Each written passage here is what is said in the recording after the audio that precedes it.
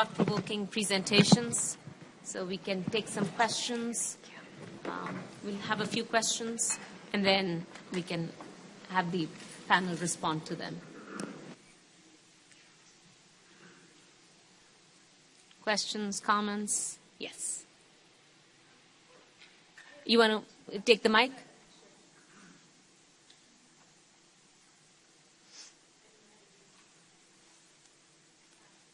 It was a wonderful converging of different issues on that are going on in the Panth that we need to take action on. And Harpreet, I really liked your presentation, Harpreet and Tina, because it brought to mind, I used to teach ESL, and it brought to mind a couple things. One is that the need to, within our community, reinforce and institutionalize these things that are needed, but also to join forces with other communities who have faced the same plight.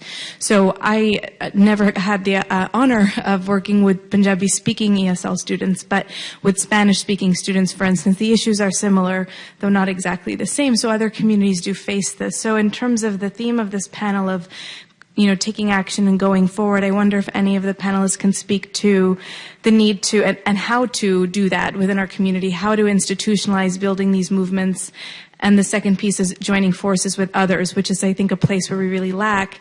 And then the last, your presentation was wonderful, and it also reminded me, we're looking at this last slide here, and I think the third piece of the puzzle is the reconnection of our, the implementation of our moral beliefs into our ethical practices. So how do we actually reconvene with that, the Sikh spirit, and live it in principle, which is what we're all looking at now. So if anyone has any thoughts on that, I'd love to hear.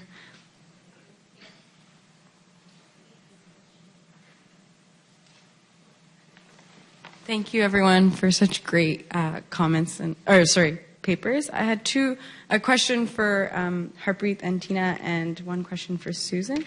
So just a little comment. I grew up in Peel. My first language is Punjabi, so I went through ESL. And an example I've been thinking about a lot, because I work with children in the Peel board running programs for newcomers. And Diwali is listed as like a Sikh festival. And I actually never learned that Diwali was a festival of lights until I was like in grade 2. Because we don't call it a festival of lights. That's what the school board tells us it's called. And so I think, when you're talking about faith, I found it really interesting because, and this links to my question, is like the idea around tokenism, right? Because there's many boards that have implemented sort of equity policies and have engaged with cultural competency groups. I was just at a nonprofit organization thing, and that's what they called it. And so it's like engage with community members, and you can have cultural competency accountability groups.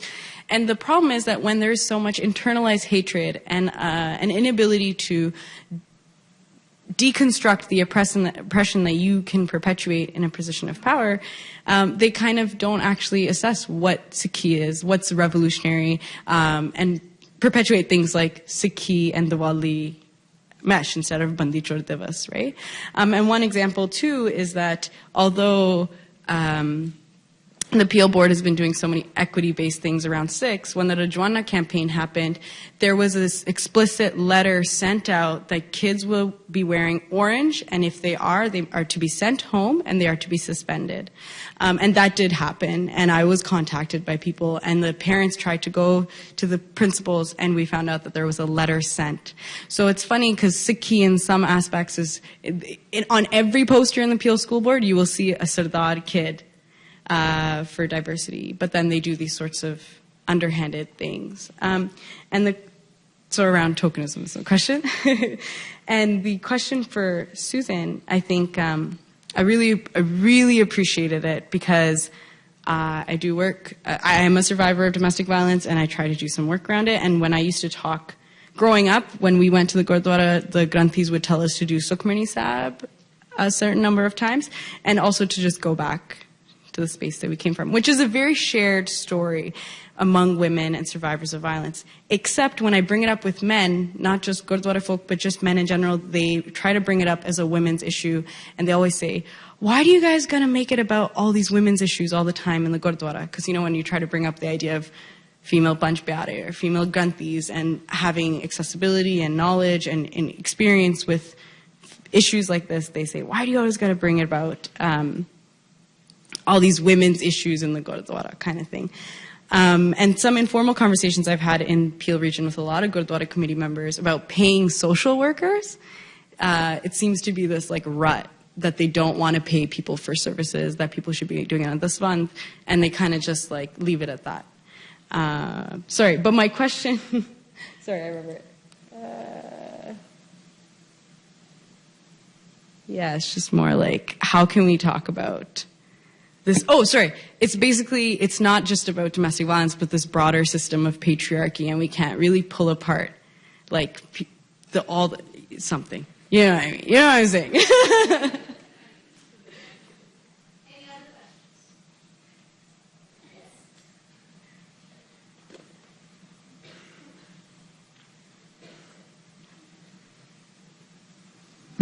Thank you for a very, very articulate, a very passionate, very emotional session and a day that I have been witness to. It's fantastic. It seems to me that I think we are missing a big part of the equation, simply because we meet with academics like you, researchers like you, once in a while, let's say every year, maybe 6 months, what have you. But we see our granthees and religious leaders in the Gurdwara just about every week, okay? So it seems to me that the whole equation would have been very complete, or much more complete, if they had also been here to listen to all of this. Because they can convey the message to the masses in as articulate a manner as you have been able to do this, only that you are taking an intellectual approach and they may be taking a somewhat different approach. But it's very necessary that if they were invited and they didn't come, well, they should have taken the initiative to be here. But if they somehow got left out, then I think we are missing the implementation part. Okay? And that's the one question. The second question, very brief, where do we go from here? It's good to know where we've been, what has happened, and how does that become a source of strength rather than weakness for us. But where do we go from here? Gurbani tells us what to do, but it's very difficult to implement it. Thank you.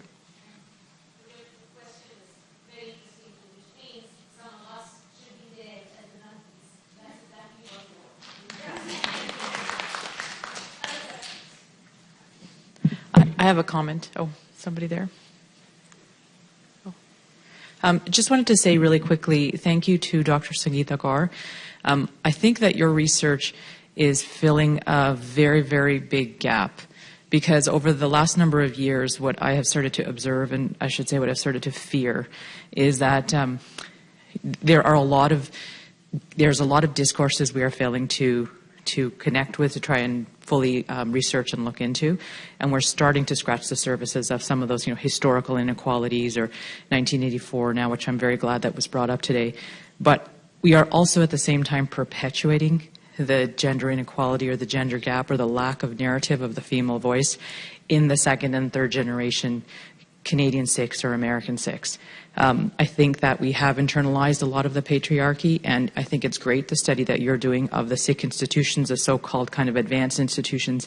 And what occurs to me is that women, like many of us here, come from a place of privilege in the sense that we had strong female role models.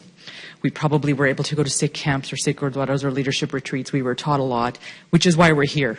And a lot of times what happens between us and our brothers who lead Sikh institutions of the second and third generation, I'm from Canada. I wasn't born in Brampton, but I was married into Brampton. And what happens with our brothers and sisters, and I'm just as guilty as this being this so-called kind of leader of these Sikh institutions, is that what we fail to then recognize is the gaps of those women who don't come from those positions of privilege, and their voices are not being heard and their social issues are not being addressed, which is, this panel is wonderful. You guys are just starting to scratch the surface with the children and the domestic violence and the education. But that's one thing we just need to be cognizant of is we come from a place of privilege. We are starting to make our voice heard, but we don't want to forget about all of them as well. Thank you.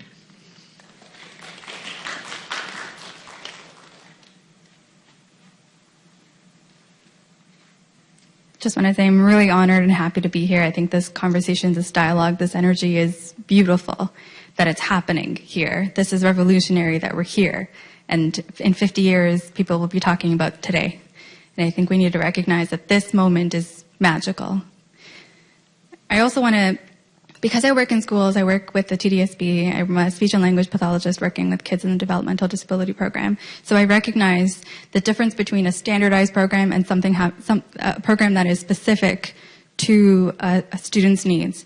So I'm speaking to Harpreet, Tina, and Jaspreet because of the school population and the preschoolers.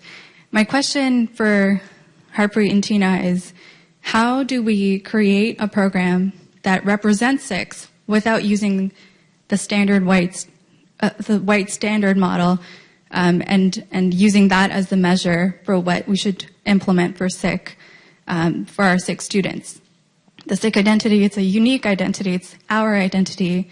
How do we bring that and let that shine through and not have to use something that's already there and tweak it to say that, oh yeah, we know we've got our Sikh students covered or represented? The question for Jaspreet is about cultural assimilation and appropriation. And the idea that, and I love that, I know, I'm sorry it took you 4 years, but it does take a long time, because in the West we have this idea of compartmentalization, we have very good definitions, we have structure, we have routines. And when we go to different parts of the world, in this case in Punjab, you're finding that those structures are no longer, they're not even there. It's not that they're changed, they're not present. So and I'm just curious about your thoughts about organic community building and creating programs for preschoolers that is going to work for these girls that's there, and not taking a Western model and trying to slap it onto Punjab's culture, but using what's already there. And with the caveat that I find is everything that I've learned has come from the Western world, so it's hard for me to even strip that from my framework of thinking. And how do we, as a community, do we need to live in Punjab? Do we need to make it so organic that those are our thoughts and values, and that's how we're going to create these programs that actually work? Or are we always going to be using some sort of a Western standard? Just curious there.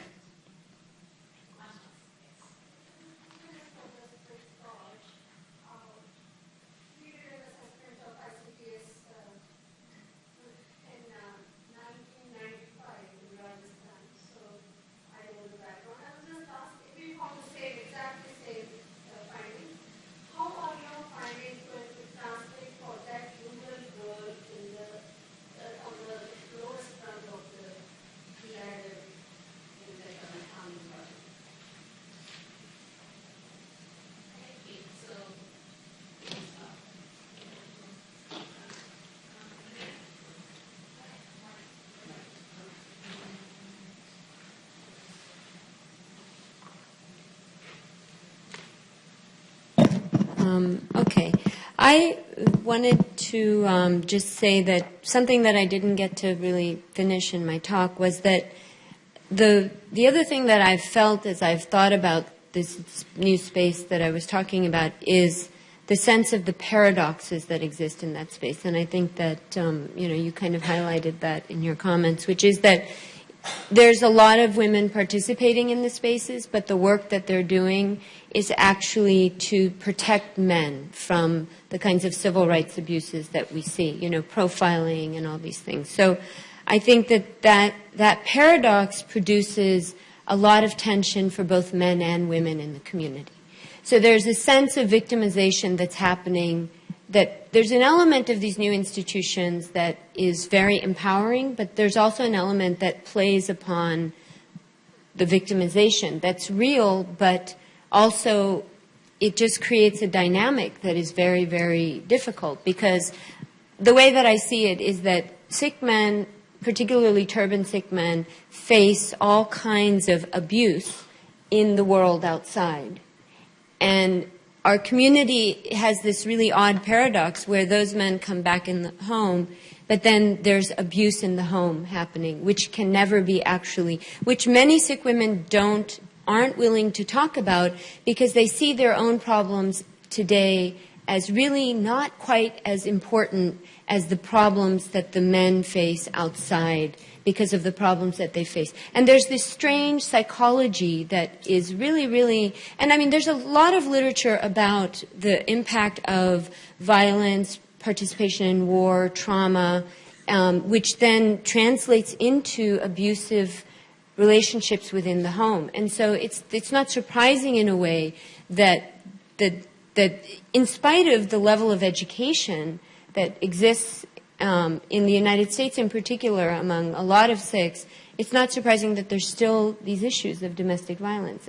So I think we're caught in this very, very strange logic where both sides of the equation are facing abuse, but particularly for Sikh women, and I find myself doing this all the time, feeling the need to protect my husband, who's 6'3", he doesn't need any protection, but, feeling the need to defend him when we're in the car, and he'll look at me like, what are you doing? If someone is driving by and, doing something silly to us as they're driving by, that, I feel that sense, but there's an irony in that, because then, there are other issues within the home, the kind of things that anthropology talked about, the slow violence within the home. It doesn't always have to be open violence. I mean, just the refusal to participate in domestic chores and to not contribute to the running of the home when you know that your wife is also going out and working, that's a kind of slow violence. It wears you down. And so I think that there is this paradox, and this is something I didn't get to talk about, but I just wanted to highlight that. And I think it kind of speaks, there is tokenism also in the kind of new institution building, in the sense that a few of my informants who are women said that, there are a lot of Sikh women leading these institutions, but it almost feels like they're put there because they represent the soft face of the community, while the real agenda of the institution is still very much driven by the need to protect the outer image, which is, turban, beard, kirpan, which are all legitimate things, but they aren't the totality of the things that the community needs. So those are my thoughts.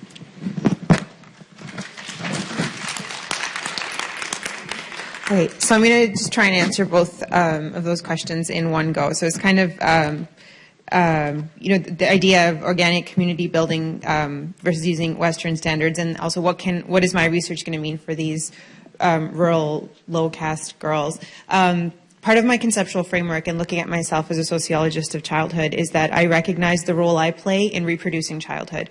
So there's this really problematic position that I hold where I'm taking knowledge from Punjab, bringing it into this institution of the colonizer from my position as a woman, and then turning it into knowledge and then selling it back to the people in India so they can fix their problems there. That's a huge thing that I have to recognize, and that's a problem, and that because knowledge production doesn't happen in a way that's respected from rural communities up to institutions, the way in which hegemonic ideologies travel predominantly is from the global north to the global south. And so what I have to do is I have to get out of the way.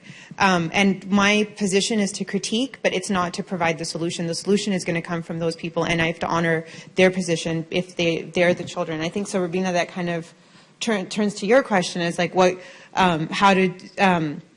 was this UN guided initiative that went into my band, and they gave the women money to make crafts, and they said, you take this money and then you sell your crafts, and we're going to give you this. And the women filled out all the paperwork. They're brilliant women. They took all the money, they put it in the bank, and now they give it out as loans to women in the community, and they send it back. And in the paperwork, they keep saying, yeah, we're making crafts, whatever, it's working. Yeah. The UN's happy, look, we're helping women in the global south, and everyone. But the thing is honoring these indigenous knowledges and knowing that those girls know what the solution is, and my job is not to solve their problem, but to stand by them and ask, get out of the way and say, what can I do to help you?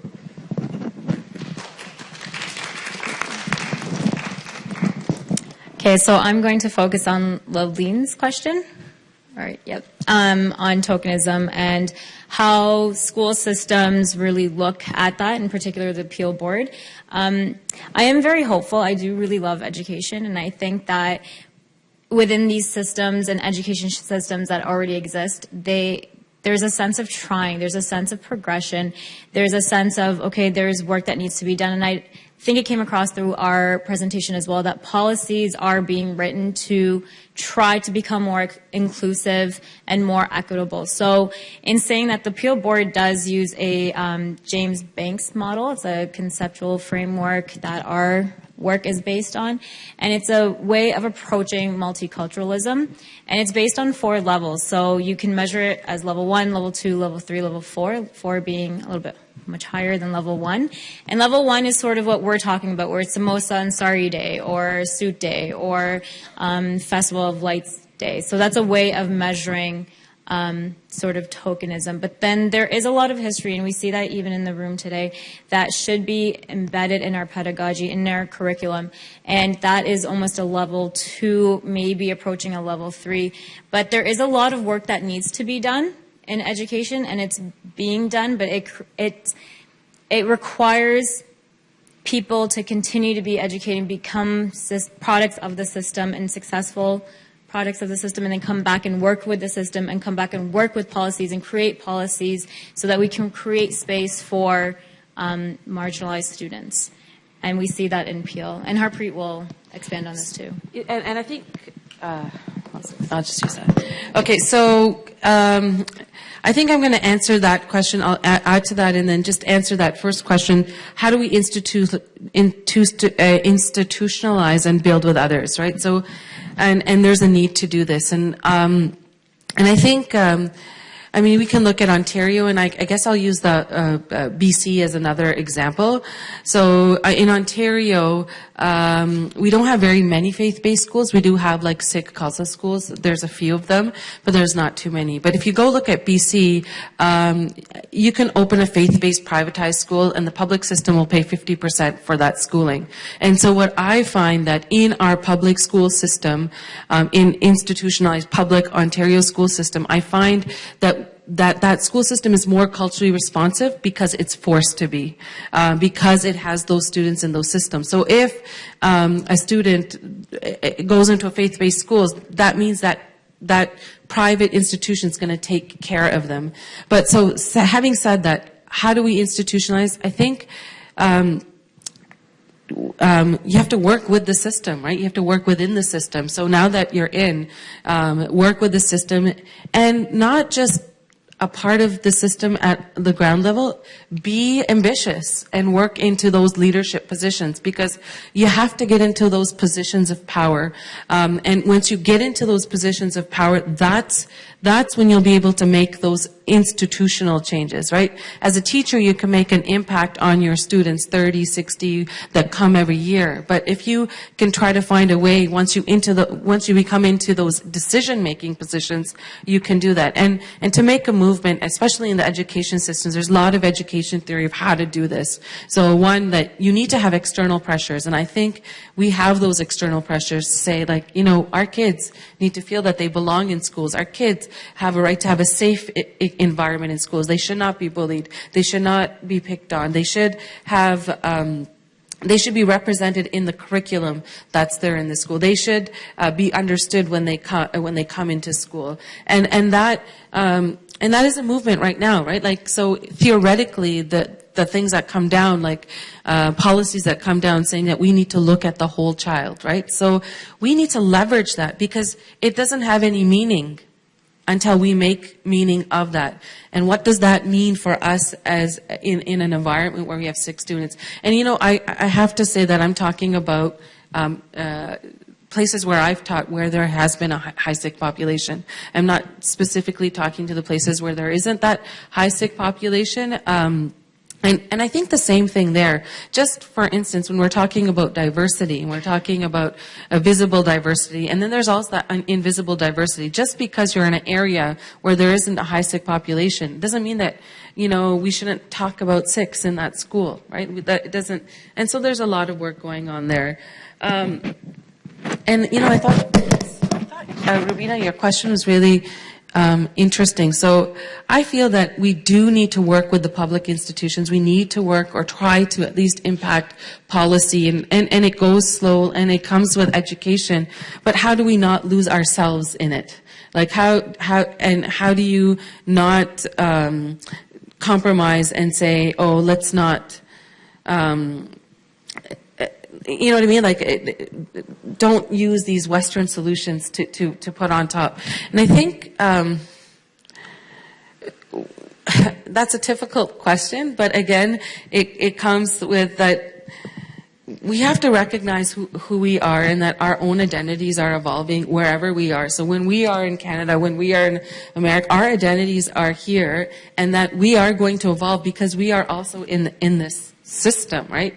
And so that we have that challenge every day of how much do you give? How much is there a compromise that you make? Like, which battles do you pick to fight, and which battles do you not pick to fight, and which ones are going to have the highest impact, right? So, and that's a political acumen we have to develop to be able to navigate those places, I think. Sure.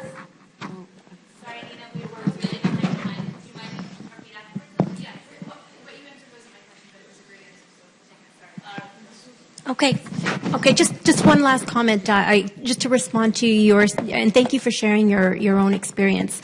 You mentioned something about spiritual counseling, and it was interesting that the participants in this study felt that they were very limited in their ability to support women, and not just women, but the men who were coming through, especially men who came through because they were court mandated, because by the courts, by the judicial system. But what they suggested was that we can't move people forward if they don't actually believe and follow what we are taught in Sikhi. So there was one comment that the one participant made that said, there's Paramatma in all of us. If we believed in this, then we need to understand that the person we are abusing is God. And I thought that was pretty telling. And so, and so they felt that they really were quite helpless. And so we're willing to partner with agencies and supports around supporting the Sangat, the Sikh community, because there was no minimizing it. The fact that some participants actually suggested 60%, like, I was quite surprised. And you made another comment about that this is a women's issue. I mean, is there anybody in here that would believe that that's a women's issue? And how we would challenge that? And so, and I think that's where we need to be very strong and vocal and really challenge those kind of beliefs and knock them down. Right? Because there was actually one really interesting, really great study that came out in BC, and the title was something like, "This is a man's issue." So it was really challenged the whole notion that this is a problem that as women we are facing, and that so women are supposed to raise this. But these women have fathers, brothers, sons. So, and as a community we have responsibility. So we've talked about that earlier and throughout the day. Yeah, who we are as a community. Well, we are part of this community. So if we as individuals, do we not have a responsibility in this? Yeah. Yes. That it's, thank you all, each of you, for this wonderful for your discussion. It's really important. We are on suffer. Suffer is we are traveling, moving on, and you have brought us to this junction.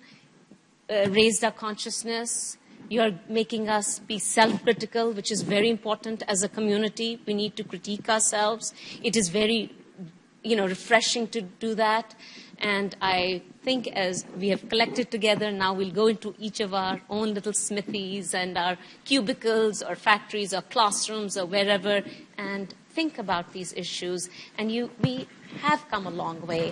And I just want to end with, because I'm in the academy, and the young cohorts have given us something really very beautiful and enriching, and that is Her Name is Kaur. And this is a volume where they have written their own narratives, personal narratives, very, very profound, and written so that they write the world. And in their own and different ways, these authors remind us of the Sikh Guru's repudiation of casteism, classism, sexism, and bigotry. And they are doing a courageous task because they are asking us why dowry, domestic violence, privileging of sons, marriage to be the defining point in a girl's life. Why can't my Sikh sisters and I do seva in the inner sanctum of the Harmandir Sahib? Why can't I marry a fellow Sikh from another caste? Why can't I marry a person from another religion? Why can't I be in a same-sex relationship? What do age-old androcentric norms have to do with my Sikh religion? So we really need to think about it. What is my religion? What is my spiritual heritage? And what am I just getting from outside and kind of confusing and abusing my religion? So these are the thoughts, and we'll continue to think about them ever ending. Thank you all once again.